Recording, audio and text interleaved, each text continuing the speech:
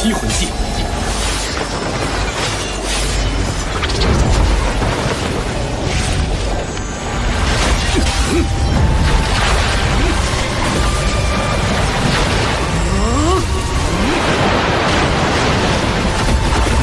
御星辰，玄武之玉。 Woi yo, balik lagi di channel Teman Santuy dalam pembahasan alur cerita Solen 2 episode 120 ya guys ya. Sebelum masuk ke alur ceritanya, kita rekap santuy dulu sedikit aja episode sebelumnya. Sebelum menjalankan misi kembali ke garis depan medan perang kerajaan Xinglo, Huo Yuhao menyempatkan diri memperkenalkan Tang Wutong dengan seluruh anggota inti Sekte Tang. Dia juga membantu ketiga seniornya mendapatkan tubuh jiwa. Jiang Nanan berhasil menyatu dengan ular piton ungu. Bei Bei berhasil menyatu dengan kuda naga radian. Bahkan berhasil membantu si kuda berevolusi dan menumbuhkan sepasang sayap. Sedangkan Susansi mendapatkan jackpot kura-kura emas 200.000 tahun. Sampai akhirnya, ketika rahasia kura-kura emas terbongkar dan dia memuntahkan kristal kehidupan, hal itu secara tidak langsung menyatu dengan pisau kehidupan Yuhao, serta membuat King Baginda Huo Yuhao mampu merasakan alam dewa. Terus gimana sih keseruan dan kelanjutan alur ceritanya? Penasaran ya kan? Jadi langsung aja simetriskan posisi rebahan, siapkan cemilan, inilah waktunya kita baku hantam.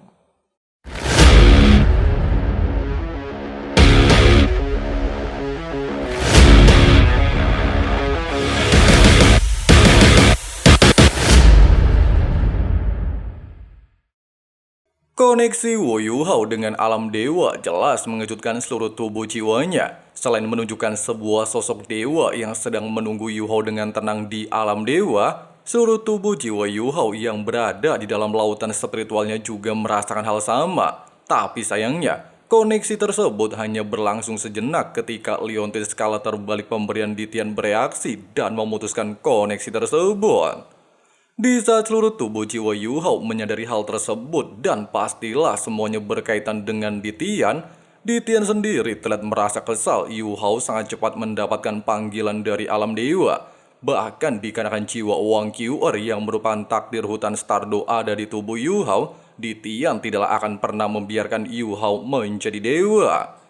Meskipun kesempatan seperti ini hanya muncul setiap 1000 tahun sekali, tapi Yuhao meminta seluruh tubuh jiwanya untuk santai. Dikarenakan dia berhasil melakukan koneksi, maka pastilah ada kesempatan kedua, serta mengalahkan Ditian di masa depan. Di saat tubuh jiwa Yuhao semuanya kebingungan harus ngapain, Yuhao menegaskan kalau dia telah menemukan cara berkoneksi dengan alam dewa. Bahkan jika dewa binatang roh sekalipun tetap bersikeras, dia tetaplah tidak mungkin selamanya bisa menentang alam dewa. Singkatnya, ketika meninggalkan menara jiwa, Bei Bei tidak mengkhawatirkan kondisi Yuhao. Namun Yuhao segera memintanya untuk santuy. Kekuatan yang sebelumnya menghalangi tubuhnya berasal dari Ditian yang berguna untuk melindunginya. Ya, meskipun ucapan Yuhao hanyalah sebuah sandiwara untuk membuat Bei Bei merasa tenang, tapi berbeda dengan Tang Wutong. Dia benar-benar menyadari bahwa Yuhao telah berkoneksi dengan alam dewa, serta beranggapan melewatkan kesempatan terbaiknya. Mengesampingkan hal tersebut, Susansi tiba-tiba saja meminta Yuhao untuk menyimpan emas kehidupan dan beranggapan tidaklah membutuhkannya. Bahkan dia meminta Yuhao untuk segera bersiap-siap menuju pegunungan Mingdo. Dalam perjalanan kali ini, Bei Bei tidak mengikuti misi dan akan tetap berada di Sekte Tang. Sedangkan sisa anggota ditambah dengan Tang Wutong akan mengikuti misi. Bahkan Yuhao berjanji akan membawa Bei Bei ke hutan matahari terbenam setelah misi selesai. Dalam perjalanan, Tang Wutong telah mengungkapkan isi pikirannya dan menegaskan Yuhao telah berbohong. Pasalnya kekuatan Ditian bukanlah melindunginya, tapi malah mengganggu koneksi Yuhao dengan alam dewa. Sambil meminta Tang Wutong buat nggak lemes, Yuhao beralasan hanya ingin membuat anggotanya tidak khawatir, serta bertanya bagaimana bisa Tang Wutong mengetahuinya, apakah dia tahu tentang alam dewa. Tang Wutong menjelaskan, fenomena tersebut disebabkan oleh salah satu dewa dari alam dewa, di mana dewa tersebut ingin Yu Hao mewarisi tahta dan kekuatan ilahinya. Namun dengan terputusnya koneksi sebelumnya, Tang Wutong beranggapan Yu Hao mungkin tidak akan memiliki kesempatan lagi. Waduh. 你想多了。你很担心我。 Seiring berjalannya waktu, ketika Yu Hao memikirkan Tang Wutong alias Dong-er, serta bertekad untuk tetap menjadi dewa dan memenuhi harapan seluruh tubuh jiwanya, Tang Wutong sendiri mulai menyadari Yu Hao memiliki banyak rahasia, bahkan banyak yang berkaitan dengan dirinya. Namun dikarenakan sok jual mahal, dia segera menekan perasaannya tersebut. Keesokan harinya ketika beristirahat di sebuah hutan, Yu Hao telah berniat menyiapkan ikan bakar untuk seluruh anggotanya.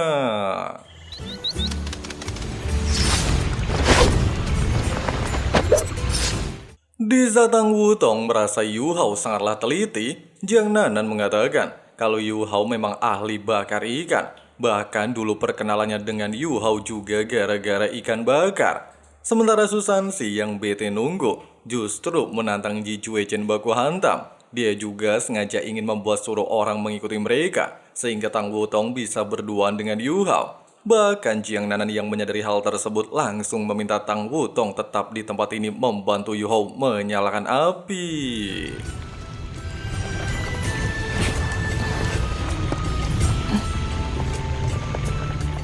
Meskipun Susansi sudah menjelaskan bahwa dia hanyalah bersandiwara serta ingin menciptakan momen romantis untuk Yu Hao dan Tang Wutong, tapi Ji Juechen si raja baku hantam tidak memperdulikannya dan tetap ingin melakukan baku hantam. Tidak lagi bisa mengatakan apapun serta melihat Ji Juechen sudah melepaskan cincin rohnya, Susansi lantas bersedia melakukan baku hantam dan menggunakan raw pelindung mutasi Suan Wu-nya.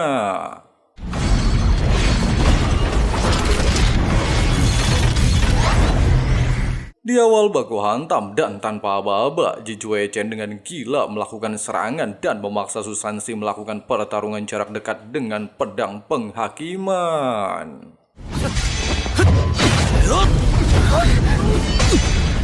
Meskipun Susansi mampu mengimbangi serangan cepat Ji Juechen dengan kombinasi perisai dan tubuh jiwanya, namun hal itu tidaklah bertahan lama. Pasalnya, Juechen langsung melepaskan tebasan pemusnahan dan niat pedang, sehingga kembali memaksa Susansi untuk terus bertahan di bawah gempuran sang ahli pedang.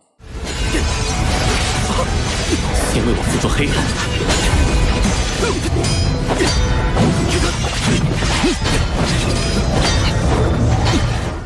Tepat ketika Susansi diambang kekalahan menghadapi dua energi pedang penghakiman, dia lantas melepaskan domain Suan Wu untuk memukul mundur Juechen, sehingga Dewa Pedang tidaklah lagi menahan diri dan juga melepaskan kekuatan pembalasan ribuan jiwa pemusnahan.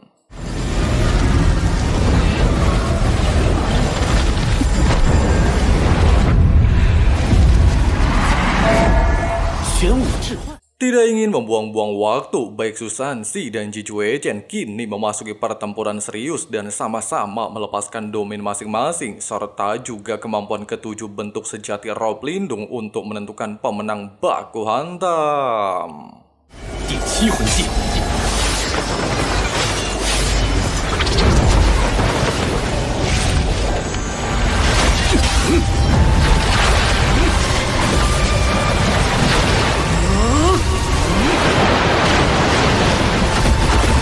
与星辰，玄武之翼。 Dalam duel singkat barusan, serta Susansi diuntungkan dengan cincin raw 100.000 tahun, Ji Juechen langsung mengakui kekalahannya, sehingga Susansi bisa pamer kepada Jiang Nanan. Dan bersama dengan hal itu, ikan bakar Yu Hao juga hampir selesai dibakar, sehingga seluruh anggota segera mendekati mereka. Meskipun Tang Wutong sempat menawarkan mereka untuk makan duluan, tapi sayangnya Jiang Nanan menolaknya, serta membiarkan yang termuda dari anggota untuk makan duluan. Pada awalnya, Nan Qiu Qiu merasa senang kalau umurnya 20 tahun 3 bulan dan lebih muda dari Ye Guyi yang sudah berusia 22 tahun.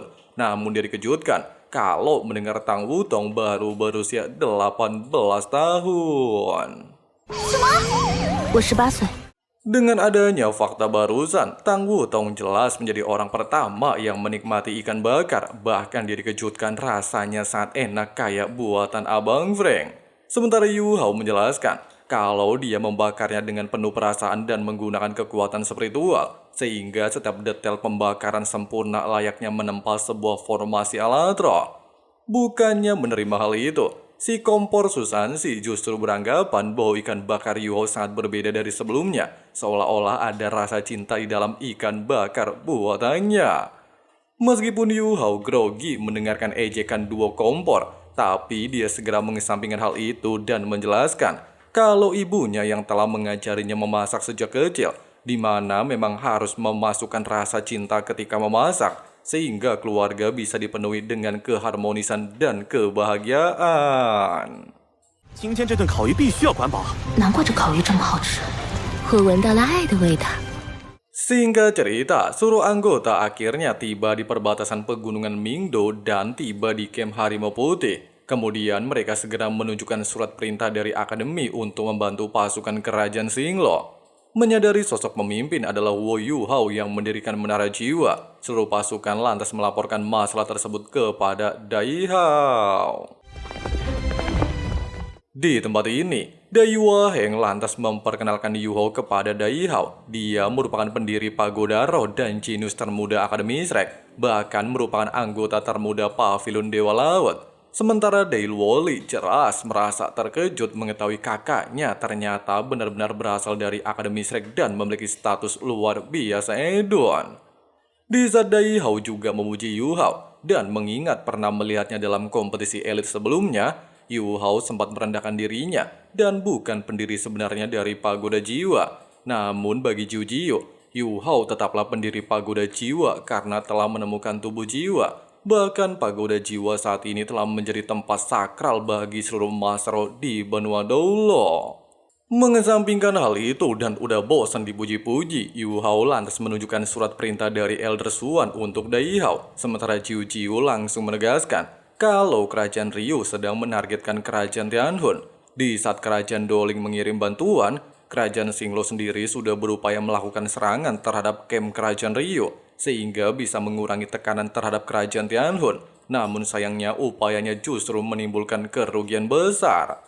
Dai Waheng melanjutkan, alasan mereka bersikap pasif. Hal itu karena ada banyak alat roh pengintai udara kerajaan Ryu yang membatasi mereka melakukan pengintaian. Oleh sebab itu, dikarenakan Yu Hao memiliki kemampuan pengintai luar biasa edon, Dai Hao ingin tahu seberapa jauh Yu Hao bisa melakukannya. Dan tiba-tiba...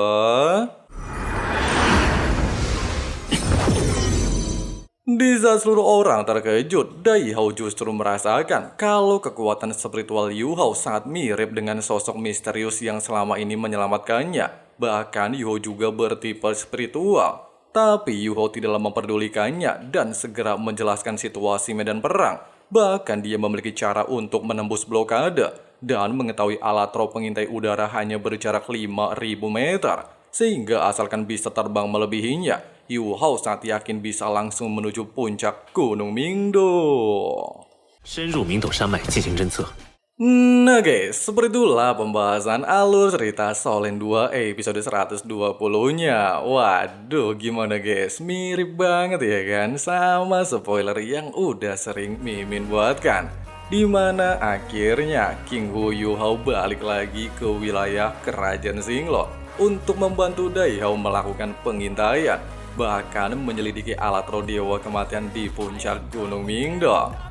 Nah, buat teman-teman yang masih penasaran gimana sih kelanjutan di episode 121-nya, bisa langsung cek kolom komentar. Di sana ada link yang langsung ke spoiler episode 121 ya guys ya. Oke lah, makasih banyak buat teman-teman yang udah nonton sampai habis. Di sini Abang Frank si Ketua Sekte undur diri dulu. See you and bye. Bye. I've changed for the better this time. I thought I would never be fine. I strive just to say I'm alright. And for the first time in a long time, I'm alright. I've seen a lot of change, been through a lot of pain. Some things are not the same as they were a year ago, but all will be okay. I move on each and every day. The past is where it stays.